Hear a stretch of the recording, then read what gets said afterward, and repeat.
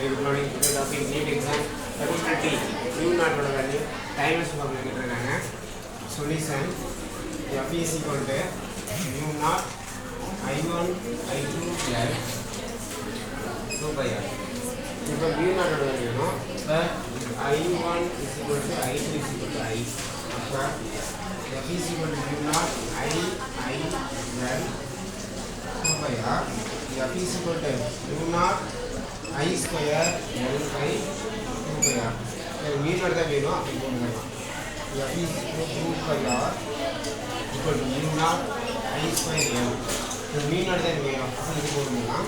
F is equal to 2 by R I square L equal to U naught. இது apply பண்ணிடலாம். U naught is equal to F க்கு வந்து பாத்தீங்கன்னா force into 2 pi radius by current square into length. அப்போ mu naught is equal to mass acceleration into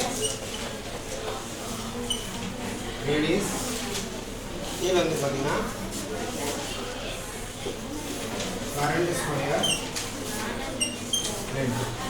इसे बोलना पड़ेगा U naught M L to power minus 2 L A square into L.